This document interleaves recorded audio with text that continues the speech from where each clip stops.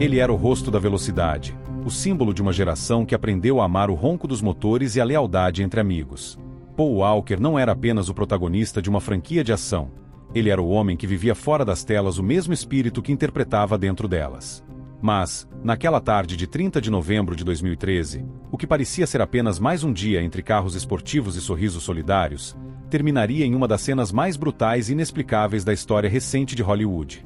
Era um sábado ensolarado na cidade de Santa Clarita, Califórnia. Paul havia planejado algo simples: sair com sua filha e sua mãe para escolher uma árvore de Natal. Um gesto comum, quase banal. Mas a rotina de quem vive sob a luz dos holofotes raramente segue o caminho planejado. Um telefonema mudaria tudo. Do outro lado da linha, seu amigo e sócio Roger Rodas lembrava que tinha um compromisso com a Fundação Reach Out Worldwide, criada por ambos para auxiliar vítimas de desastres naturais. Um evento beneficente. Carros de luxo. Boa causa. Nada que pudesse parecer perigoso. Paul alterou seus planos sem imaginar que estava mudando também o curso de sua história. O evento terminou no meio da tarde. O ambiente era leve, descontraído, repleto de fãs e colecionadores de automóveis. Entre apertos de mão e conversas rápidas, Paul aceitou o convite de Roger para um breve passeio no Porsche Carrera GT vermelho, o mesmo modelo que ele admirava desde jovem. Um carro potente, instável e difícil de controlar, conhecido entre pilotos por ser tão belo quanto implacável. Paul ocupou o banco do passageiro. Roger, experiente piloto, assumiu o volante. Eles partiram em direção ao bairro de Valência, uma área tranquila, cheia de curvas abertas e largas avenidas. Nada indicava perigo. Mas, em algum ponto entre a calma e a tragédia, tudo mudou. Testemunhas relatariam que o som do motor foi ouvido antes mesmo do impacto. Um rugido, um estouro, e então, o silêncio. O carro perdeu o controle, subiu na calçada, atingiu um poste de luz e dois grandes eucaliptos antes de se incendiar instantaneamente. O Porsche virou uma massa metálica em chamas. Quem viu de longe pensou em uma gravação, uma simulação, algo cinematográfico. Paul Walker, envolto em fogo, parecia uma imagem impossível. Mas não era ficção. Os primeiros a chegar foram amigos e conhecidos do ator, que haviam deixado o evento minutos antes. Entre eles, o próprio filho de Roger, que tentou, junto a outros, apagar o fogo com extintores. Nada funcionou. Minutos depois, os bombeiros chegaram. E o que encontraram foi devastador. Paul e Roger estavam irreconhecíveis. Ambos haviam perdido a vida no impacto. A notícia se espalhou com velocidade ainda maior que a dos motores que o ator tanto amava. Redes sociais, jornais, fãs. O mundo parou.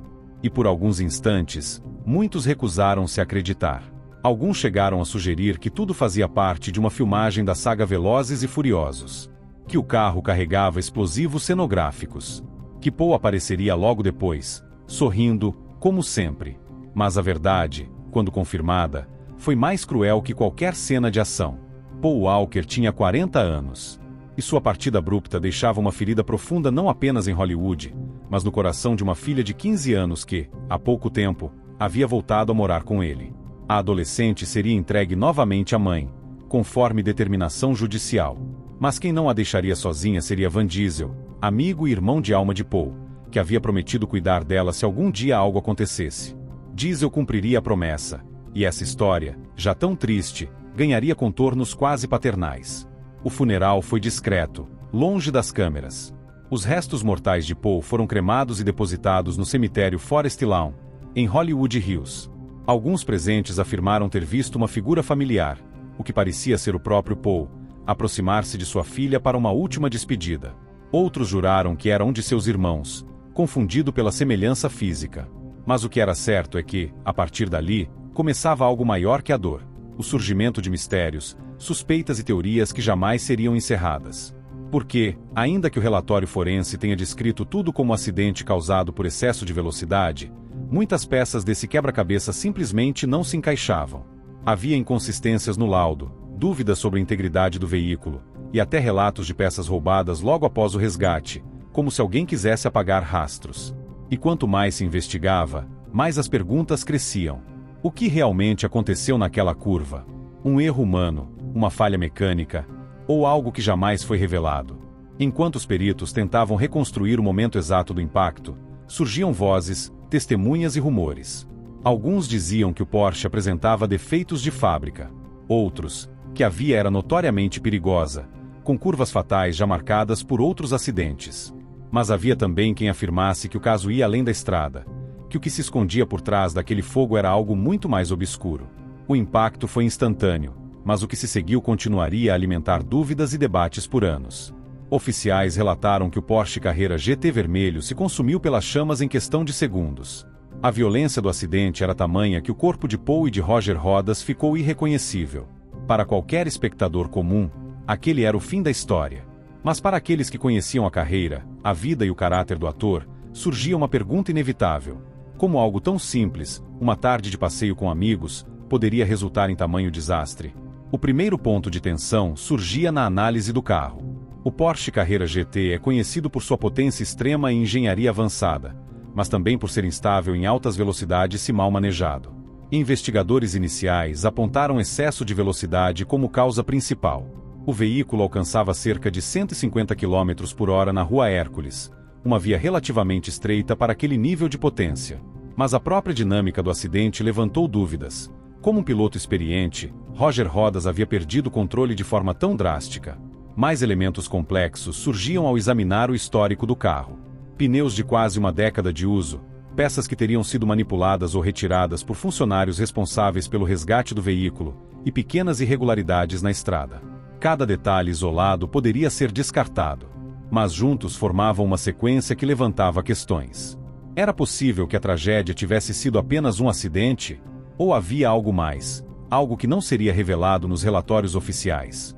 Logo surgiram especulações que atravessaram fronteiras. Fotografias de placas alteradas, relatos de pessoas que alegavam ter visto Paul ainda consciente por alguns segundos após o impacto, e inconsistências nos relatos de quem esteve presente, tudo alimentava teorias conspiratórias. Alguns fãs chegaram a acreditar que o ator teria sido levado a um programa de proteção de testemunhas, simulando sua morte para proteger informações sensíveis. Teorias que envolviam uma suposta rede de corrupção, tráfico de veículos de luxo e até casos de exploração infantil em que Paul teria informações privilegiadas começaram a circular. Naturalmente, muitas dessas ideias não tinham provas concretas. Mas o que impressionava era a coerência com certos padrões de vida de Walker. Ele não era apenas um ator. Era um homem que combinava paixão por velocidade, filantropia e conexões profundas com o mundo real. A Fundação Reach Out Worldwide não era apenas uma fachada para a caridade. Paul havia viajado a Chile e Haiti para ajudar vítimas de desastres naturais, documentando ações humanitárias, sempre colocando sua imagem e segurança em segundo plano. Um homem assim poderia realmente estar envolvido em algo mais complexo.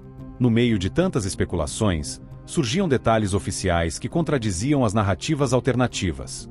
O laudo forense inicial indicava múltiplas lesões traumáticas combinadas com queimaduras intensas, que seriam suficientes para justificar o óbito instantâneo. Posteriormente, um segundo estudo detalhou que Paul poderia ter ficado preso entre o tanque de combustível e o motor por alguns segundos, provocando asfixia antes do colapso final. Não havia indícios de álcool ou drogas que tivessem prejudicado a condução.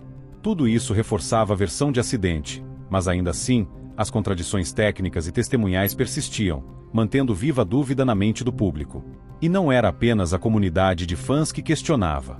Jornalistas investigativos começaram a mapear cada detalhe do acidente. Descobriram que, nos meses anteriores, o ator havia acumulado contatos influentes, trabalhado com grandes investidores e se envolvido em questões que poderiam incomodar certas estruturas de poder. Cada detalhe pessoal, cada viagem humanitária e cada decisão de carreira que Paul tomava começou a ser interpretada como peças de um quebra-cabeça maior. Enquanto isso, no mundo real, sua filha Midge Walker enfrentava o luto em um processo silencioso. Vin Diesel cumpriu sua promessa, tornando-se tutor e figura paterna. Mas mesmo em meio à dor, havia o peso do legado do pai. Documentários, homenagens em filmes e revisitações à franquia Velozes e Furiosos mantinham Paul vivo para milhões de espectadores. E quanto mais viva a memória de Paul se tornava, mais os rumores e as teorias sobre sua morte se multiplicavam. Teorias mais ousadas começaram a surgir. Hackers do coletivo Anonymous afirmaram, em relatórios amplamente discutidos, que celebridades incluindo Paul Walker poderiam ter sido alvo de redes criminosas elitistas. Alegações de envolvimento em crimes globais de tráfico e exploração começaram a circular, sempre sem comprovação concreta, mas capazes de alimentar a imaginação coletiva. E mesmo que tais alegações nunca fossem confirmadas, o simples fato de serem levantadas reforçava o ar de mistério em torno da morte do ator. No entanto, dentro de toda essa complexidade, uma verdade permanecia inegável: Paul Walker era um homem humano. Um pai presente, amigo leal e profissional dedicado. Ele arriscava sua vida com carros esportivos, sim, mas também se expunha para ajudar outros, sempre colocando o bem-estar de terceiros acima do seu. Essa humanidade fazia o choque da tragédia ainda mais profundo e tornava impossível separar o mistério da realidade emocional. O público começou a se perguntar se alguma parte da vida de Paul Walker seria realmente compreensível sem enfrentar a dor que ele sentiu. Se a velocidade, a adrenalina, a busca por significado e a compaixão por terceiros se misturavam de maneira tão intensa, talvez o acidente fosse apenas a última interseção dessas forças. Ou talvez houvesse algo que nunca seria revelado, algo oculto nos detalhes das investigações, nas peças retiradas do veículo, ou nas sombras que sempre cercam figuras públicas com vida intensa e conexões complexas. E enquanto teorias, dúvidas e suspeitas continuavam a circular, um fato permanecia imutável: o mundo havia perdido Paul Walker de forma abrupta, inesperada e incompleta. A memória de seu rosto, de sua voz e de sua paixão pela vida permanecia viva, mas as perguntas sobre o que realmente aconteceu naquela curva de Santa Clarita ainda ecoavam. Cada relato, cada fotografia, cada documento oficial e cada rumor criava uma teia quase impossível de decifrar. E é nesse ponto que a história atinge seu ápice, onde a dor da perda se mistura com o enigma do inexplicável, e onde a vida de Paul Walker se torna uma narrativa que desafia apenas a imaginação, mas também a compreensão racional. Porque, no fim, seja acidente, erro humano ou algo que jamais saberemos, a verdade completa permanece oculta, e é exatamente esse mistério que mantém seu legado vivo.